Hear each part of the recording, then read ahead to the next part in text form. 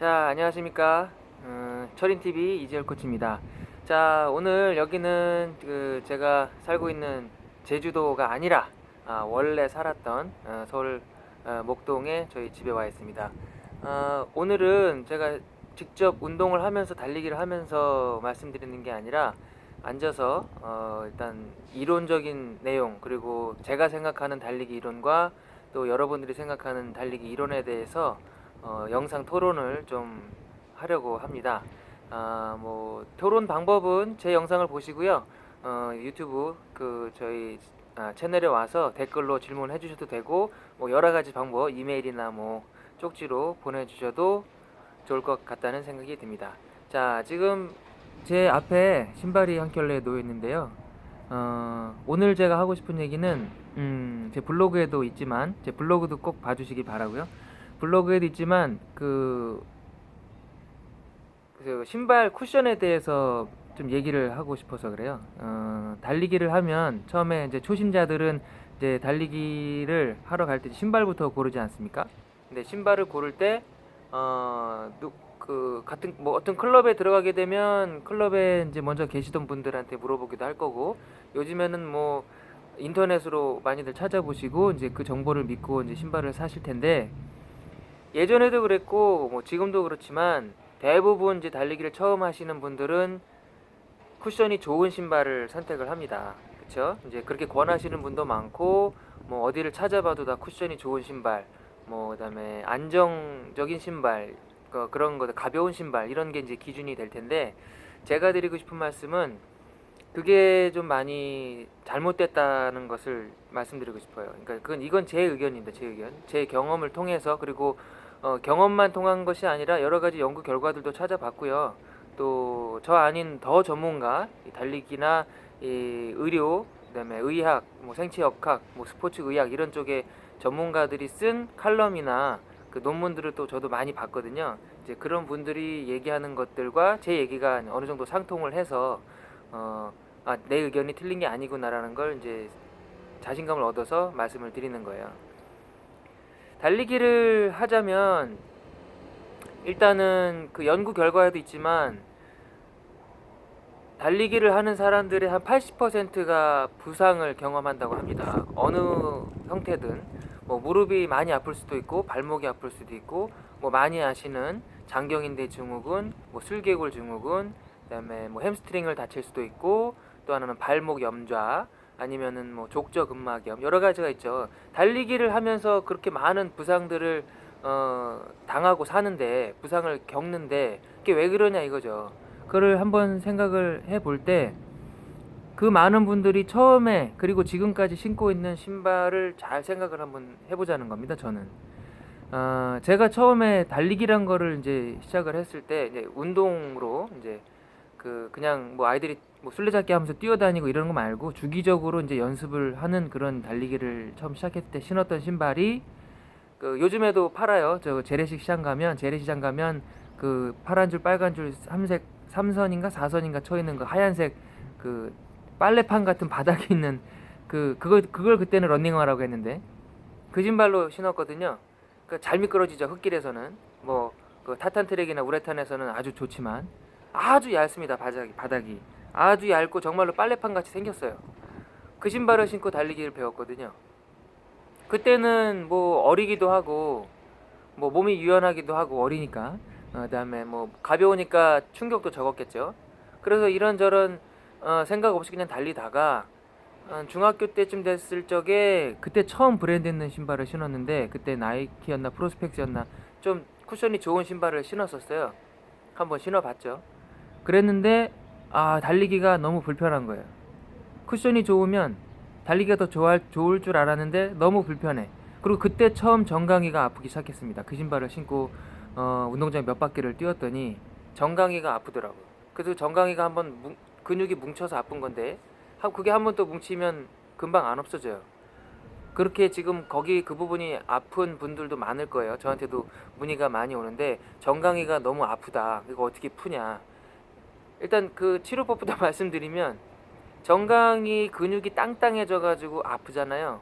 그것은 이제 정강이 근육이 계속해서 이제 혈액순환이 안 돼서 피로물질을 배출 못하기 때문에 뭐 이온이 뭐 불균형인 것도 있고 하여튼 전해질 불균형인 것도 있는데 어쨌든 근육이 뭉친 상태에서 풀어지질 못하니까 그 정강이 뼈를 계속 잡아당기는 거예요. 그래서 아픈 거거든요. 그러니까 그게 이제 또 장기간 되면 이제 정강이 뼈까지 이제 금이 가는 피로골절까지 올 수 있는 부상이죠. 그래서 이거를 하루빨리 풀고 싶은데 어떻게 푸느냐. 제가 했던 방법은 강제로 혈액순환을 어떻게든 시켜줘야 됩니다. 여기 몰려있는 피를 강제로 다른 데로 보내줘야 돼요. 그렇게 하려면 뭐 사혈을 해서 피를 뽑던지 아니면 그 다리를 90도로 올리고 침대나 뭐 거실에서 소파에 올리고 정말로 발이 하얘질 때까지 피를 다 밑으로 내려 보냅니다. 그리고 다시 내렸다가 그런 작업을 몇 번 해서 그러면 이제 여기가 좀 말랑말랑해지거든요. 그럼 이제 어느 정도 양호가 좋게 됐다는 뜻인데 그걸 이제 주기적으로 반복을 하시면 달리기를 할 때도 이제 안 아파지거든요. 그리고 일단 그렇게 하고 나면 다시 아파지는 일은 그렇게 많진 않아요. 근데 한 번 아프면 그게 이제 풀지 못하면 오래 가서 문제인데 하여튼 그런 식. 그리고 쿠션이 좋은 신발을 신으라고 하는 것들은 보면 다 신발 제조사 쪽의 입장이 많거든요. 물론 뭐 의학자들이나 스포츠 의학자들도 얘기를 하지만 그러니까 왜 쿠션이 좋은 걸 신으라고 하느냐. 일단은 이제 그렇게 하는 게 무릎에 충격을 덜 가게 한다는 거죠. 이 사람들 이론은. 물론 그 시멘트 바닥보다는 운동장보다는 우레탄이 충격이 적은 건 맞죠. 말랑말랑하니까. 하지만 이렇게 생각을 해보셔야 돼요. 그 아프리카 초원에서 매일 수십 킬로씩 달리는 그 동물들, 그렇게 생활하는 동물들, 우리도 처음에는 그런 식으로 맨발로 생활을 했지 않습니까? 그때도 우리가 무릎이 아팠느냐, 그때도 우리가 발목이 아팠느냐, 그건 생각을 해보셔야 되는 거죠. 그 지금 제가 생각 떠오른 게 뭐냐면 요즘에 반려견들한테도 신발을 신기는 분들이 있어요. 겨울에 발 시릴까봐. 어떤 때는 이제 정말로 구두같이 사람이 신는 구두처럼 생긴 것들을 신긴 채로 집에서 생활하게 하는 분들도 있고, 그런 동물들은 관절염이 생깁니다. 개들도 관절염이 생겨요. 그런 경우에 반면에 시골 같은 데서 마당에 그냥 풀어놓고 기르거나 전혀 신발을 안 신기거나 그런 경우에는 그리고 주기적인 활동을 시키는 그런 개들한테는 무릎이나 관절이 아플 일이 없죠. 사람도 마찬가지입니다. 본연의 내 몸이 가지고 있는 발목 그 생긴 모습 그대로 활용을 하면 무릎이 아플 수가 없어요. 우리 몸은 굉장히 구조적으로 효율이 높기 때문에 뭐 몇십 킬로를 달리던 적응의 문제지 우리 몸 자체가 충격을 해소하지 못해서 이런 쿠션 좋은 신발을 신는 거는 오히려 잘못됐다, 그렇게 생각을 합니다. 뭐 그래서 저는 애초에 초심자들이 이제 저한테 신발 추천을 해달라고 문의가 오면 저는 무조건 바닥이 얇은 레이싱 슈즈를 권해드립니다. 뭐 가격 차이는 많지만 레이싱 슈즈일 수도 있고 저가의 뭐 입문용 신발일 수도 있습니다. 근데 공통점은 이게 바닥이 얇아야 된다는 거죠, 제 생각은. 그리고 실제로 처음 달리기를 할 때 그런 바닥이 얇은 거 신고 그 신발에 적응이 된 분들은 부상 없이 오래 달리기를 빨리 할 수도 있어요. 하지만 여기 보시는 이런 이제 일반적인 우리가 선택하는, 이건 트레일 하긴 하지만 뒷굽이 이렇게 높은 충격이 좋은 푹신푹신한 이런 신발을 신고 달리기를 배우다가 이제 여기저기 아프단 말이죠. 왜냐하면 충격이 적은 건 사실이에요. 푹신하게 서서히 충격을 흡수해주기 때문에 충격이 적은 건 사실인데 그게 좋은 것만은 아니라는 거죠, 제 생각은. 그 충격이 적다는 것은, 푹신푹신하다는 것은 신발이 땅에 닿는 시간이 길다는 거예요. 내 발이 충격을 받는 시간이 길다는 겁니다. 반면에 바닥이 얇은 신발은 충격이 크지만 짧죠. 쿵쿵쿵.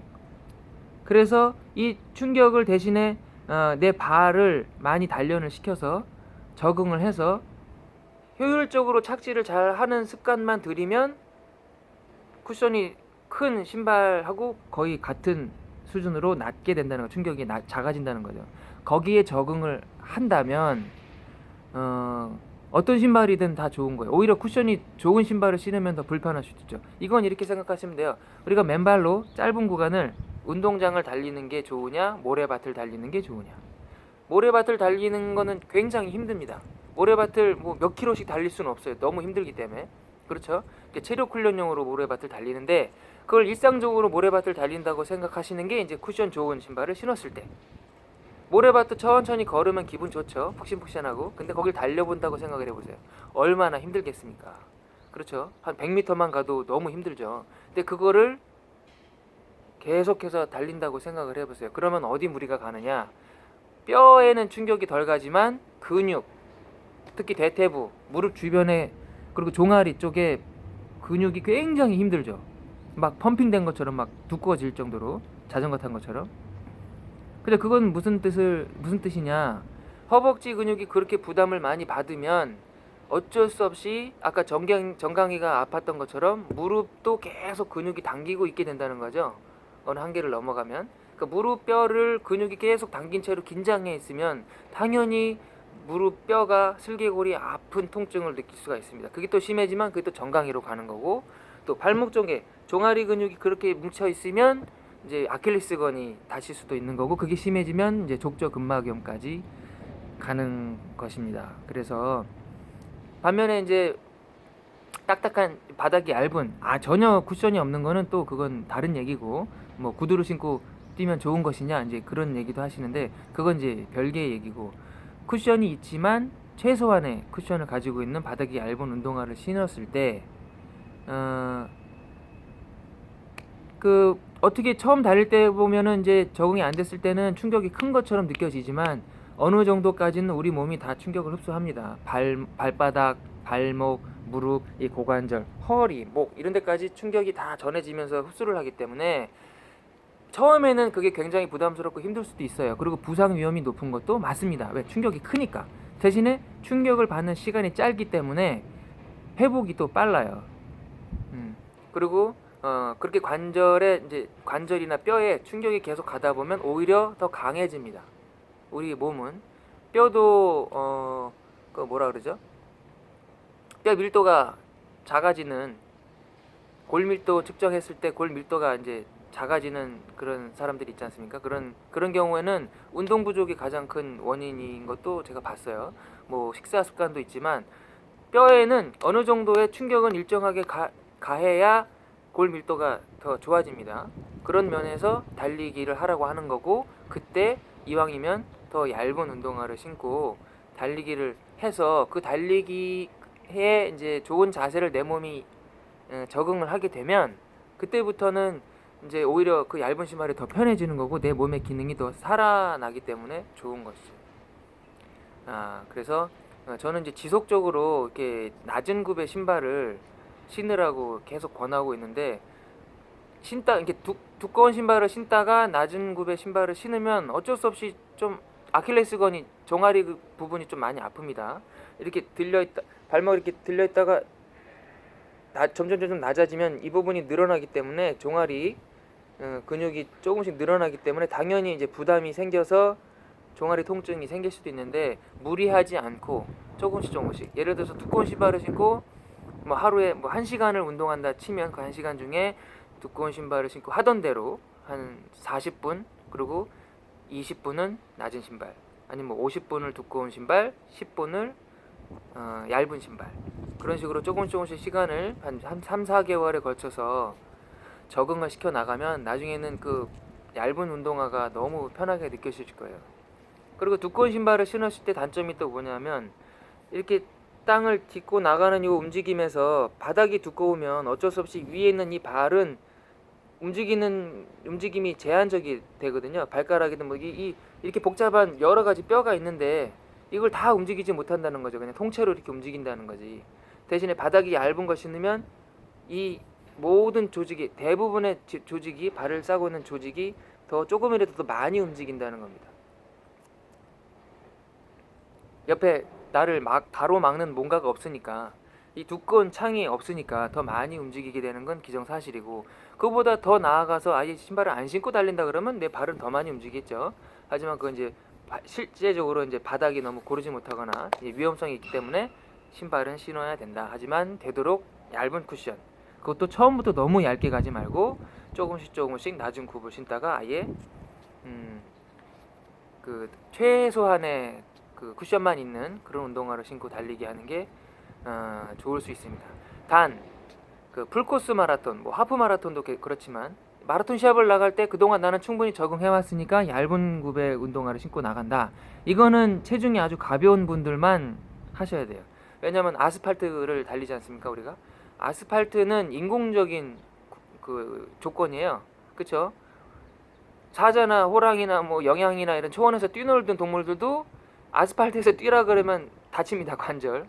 그 정도로 충격이 센, 그러니까 흡수를 못하는 지면이기 때문에 그 얘기는 이제 별도에 우리 몸이 견딜 수 있는 수준을 넘어가기 때문에 그때는 이제 쿠션이 좋은 신발을 신어야 되겠죠. 오래 달려야 되니까.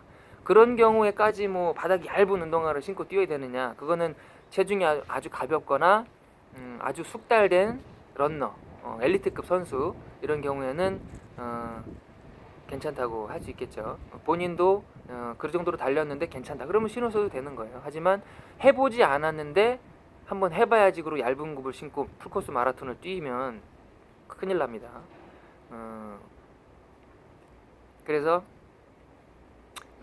신발 얘기를 오늘 하고 있는데 지금이라도 두꺼운 신발을 신고 계시다면 얇은 굽, 시중에서 판매하는 아니면 본인이 선호하는 브랜드에서 팔고 있는 가장 낮은 굽의 신발을 하나 사셔서 그걸로 연습 시간을 조금씩 늘려가 보시면 어떨까 합니다. 그래야 결과적으로 부상 확률이 저는 반 이상으로 줄어들 것 같아요. 아까 처음에 얘기했듯이 달리미들의 80%가 이런 부상을 당한다고 하는데 얇은 신발부터 신으면 그게 한 40%까지는 줄지 않을까. 왜냐하면 달리기 자체가 그렇게 뭐 복잡한 운동이 아닌데 왜 그렇게 다치느냐. 신발이 잘못됐다는 거죠, 제 생각은. 그리고 뭐 신발이 가장 큰 원인이고, 제 생각은 그 두꺼운 신발이. 그 다음에 운동량을 갑자기 늘려서 누구든 이제 막 하고 싶을 때 많이 하고 싶지 않습니까? 그게 자연스러운 현상인데 그럴 때 조금 자제해서 오늘 아쉬운 마음이 들 때 관두고 그래서 오래도록 조금씩 훈련량을 늘려가는 게 가장 좋지 않나 생각을 합니다. 자, 오늘은 신발 선택에 대해서 썰을 한번 풀어봤습니다. 감사합니다.